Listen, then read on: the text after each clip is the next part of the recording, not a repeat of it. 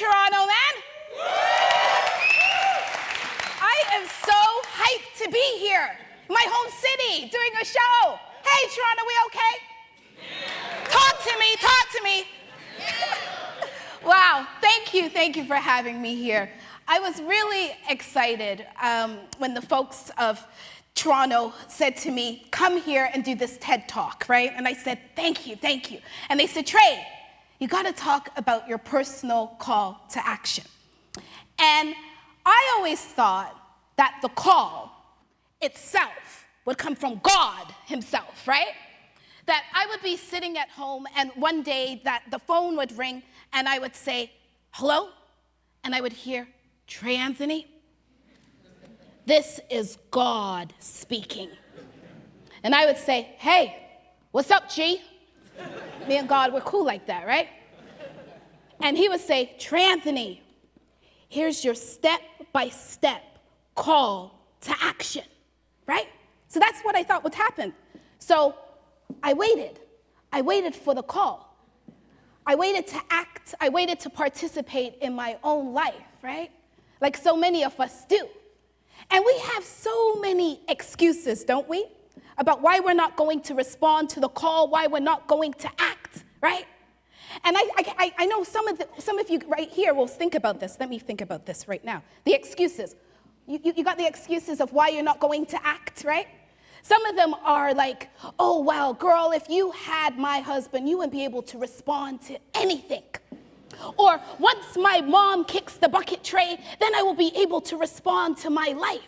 Or once I quit the job, or once I get the raise, or when the kids leave home, Trey, then I'll be able to respond.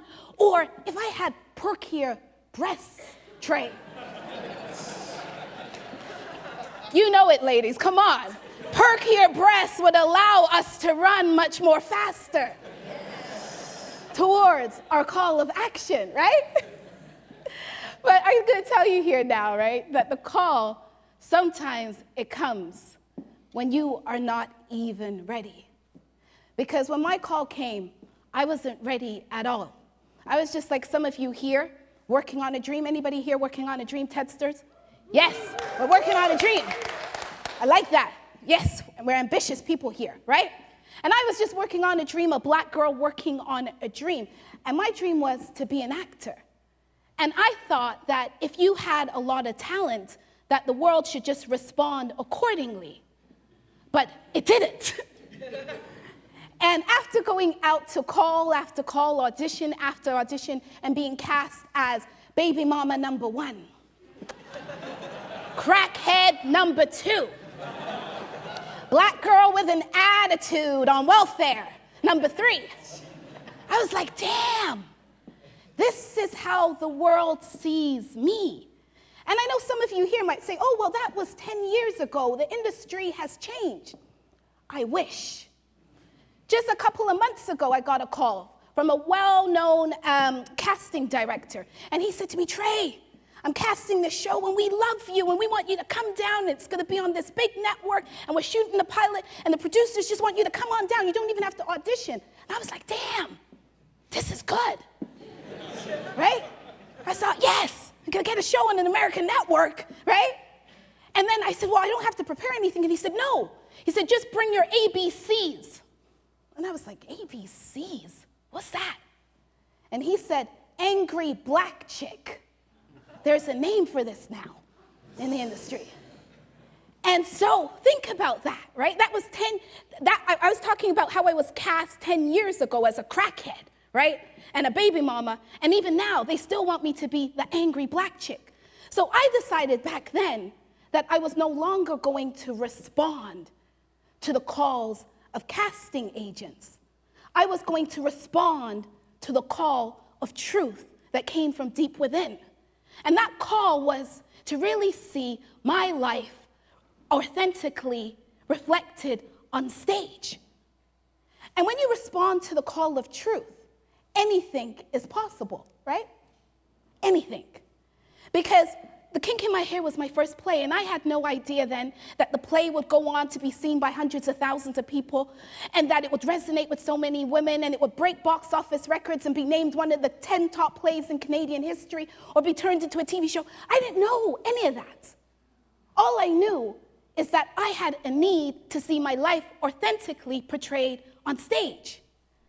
And I'm gonna be really honest with you guys now, get really deep here, that sometimes the call comes when no one else is calling you and you hit rock bottom.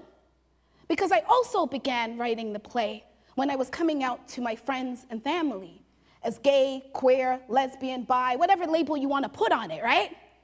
But all I knew is that that truth about my sexuality was something that my family could not handle. So they couldn't accept that or love that. So it was just me alone, alienated from my family, and all I had was my pen and my paper to write.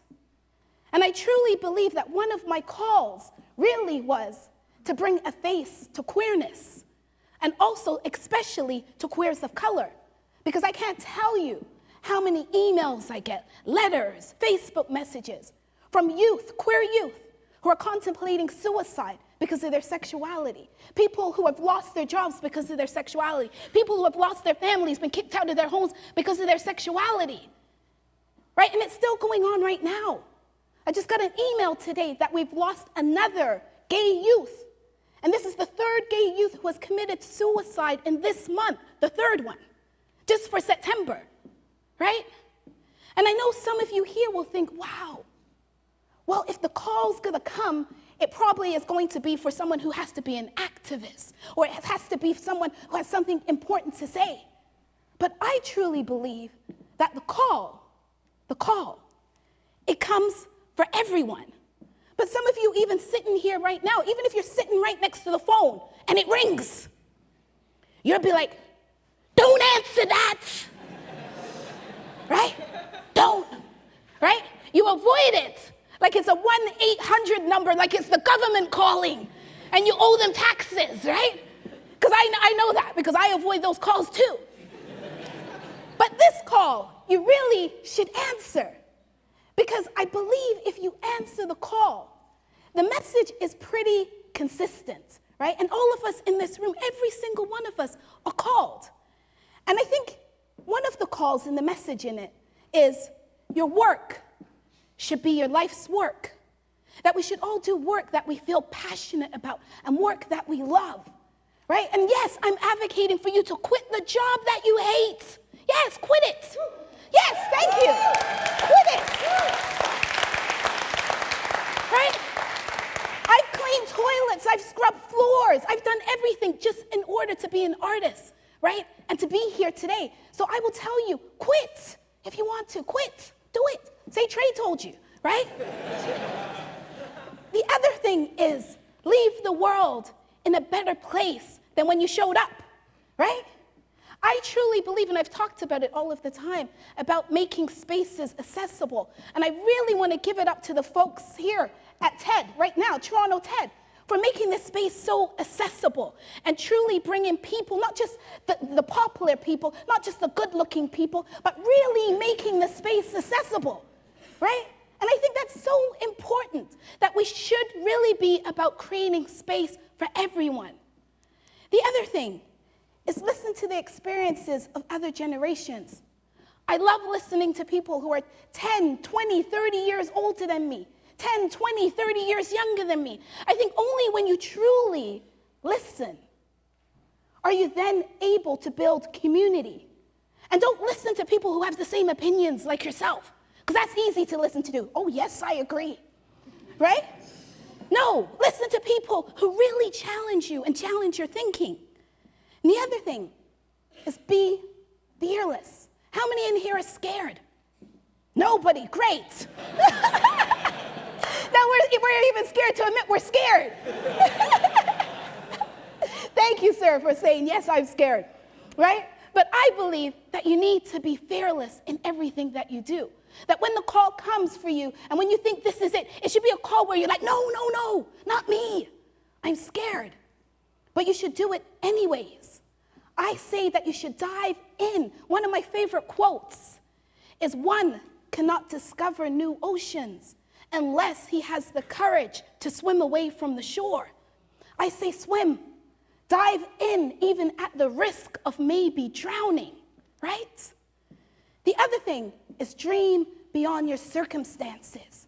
Dream beyond the box that they have put you in, what you have put yourself in. And I'm going to be really, really quite frank here with you, because I'm here talking about, oh, come out of your boxes and don't put people in boxes. I want to give you an example of how we put people in their boxes, especially me. This here is my grandmother. Isn't she cute? This is my grandmother? Yeah? Okay. I'm going to give you a little quick example here. Grandma came to me a couple of years ago. Grandma's 79, right? And Grandma came to me and she said, Trey, Grandma has a dream that she wants to be a rapper. Trey, I want to be a rapper. And I was looking at Grandma and I was thinking, Grandma doesn't look like Snoop Dogg, Jay-Z, Lil Wayne, right? She's not Drake, right? And I'm going to be honest with you. I put Grandma in a box because I thought that Grandma should be doing Grandma things like baking, crochet, sewing, right? Watching soaps. So that was the box I put her in. And I was kind of very dismissive of my grandma. I was like, Gran, come on, man. Your time has passed. But Grandma did not listen to me, thank God, right? Grandma went into the studio. That's Grandma in the studio. That's right. That's right. Who here is too old, right? Nobody, right? Grandma went into the studio and cut her CD. She then went and recorded a music video, put it on YouTube, and Grandma's career took off, right? I kid you not. Grandma's music got played in Jamaica, England, over here. She was doing interviews. She won an arts award. She even appeared on the Trisha show, which is in England, which is the equivalent to the Oprah Winfrey show, right? Grandma did all of that. And Grandma was proud. She was like, Trey, I'm living my dream.